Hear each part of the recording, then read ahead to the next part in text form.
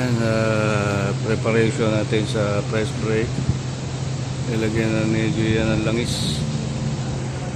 Then, testingin natin ito.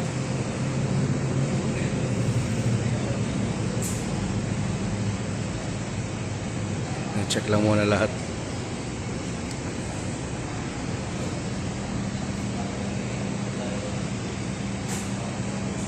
So, ito po is Primo brand hydraulic press brake.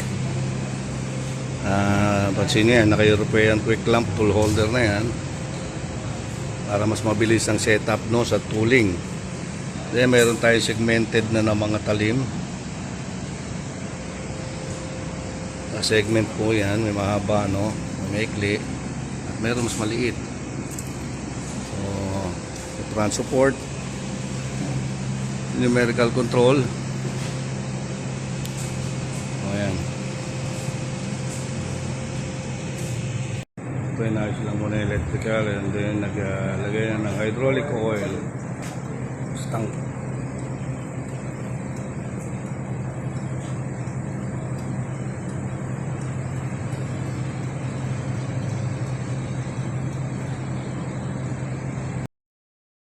Ating hydraulic oil, tangke, electric tangke.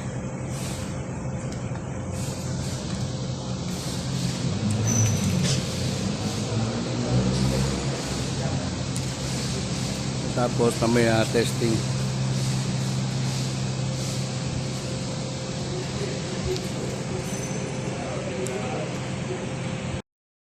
Okay na. May laman na yung ating hydraulic oil. Okay. So, pwede na testingin ito mamaya.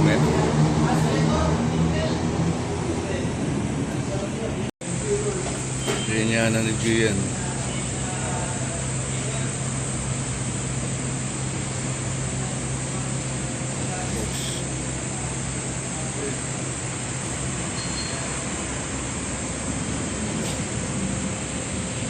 Ito sakto, may isang client, si Eddie.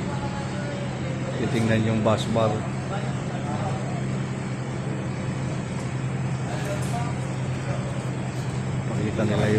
Papakita lang nila yung bus bar.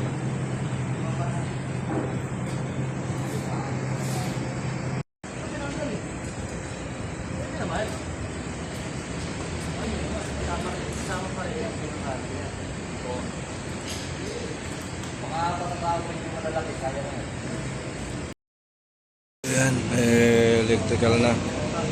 Kabit na lang natin yung foot pedal. Ayan, no, inaw na.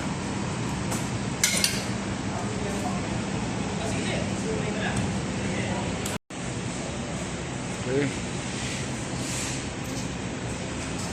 Inaw na. Ikot ha. Ikot ha. Ano? Ano? Dito na hanap. Aldre ah. Oh, bakit ayaw? Pwede. Pwede, paki-engage nga. Sige. Baba ko ha. Down.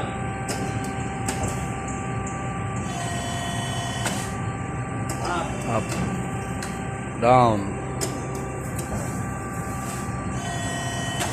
Up. Okay.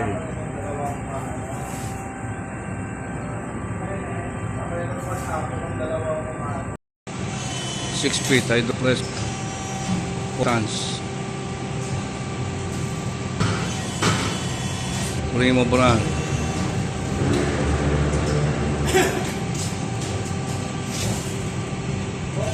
Manual yan? Manual?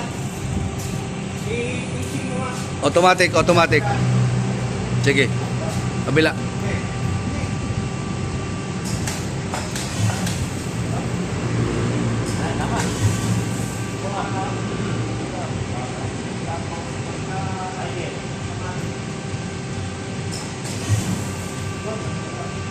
Hindi, walang nakabalyo eh. Walang balyo.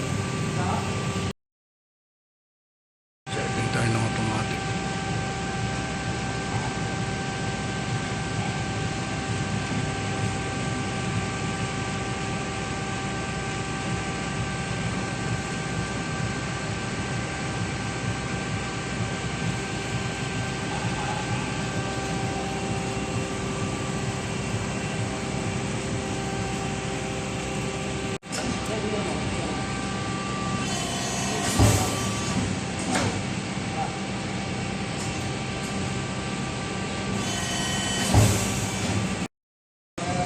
Ayan, naka-automatic yan.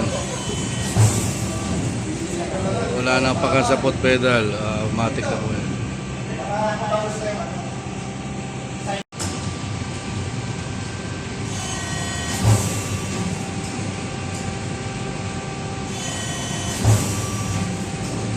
Naka-automatic na yan.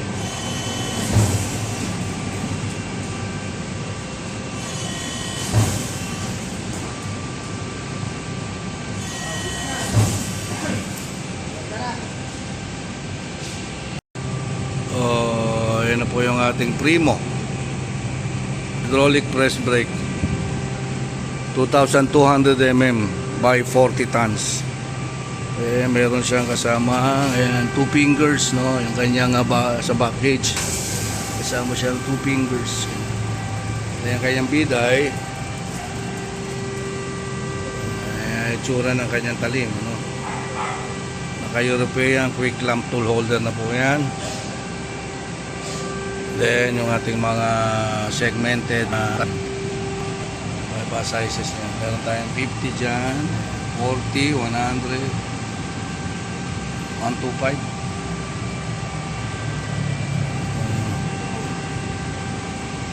200,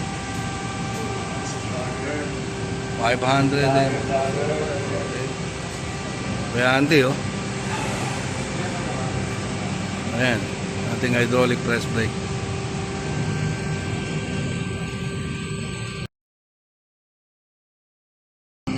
So, yan na po yung ating makina, ano.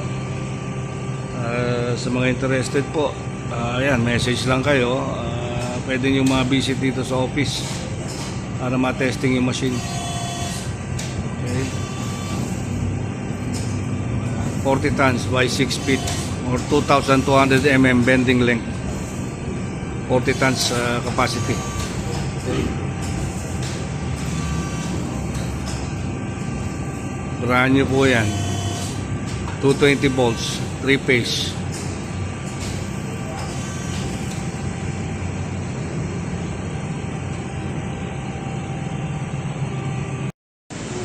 Ayan, kinubera na at baka maulanan, ano.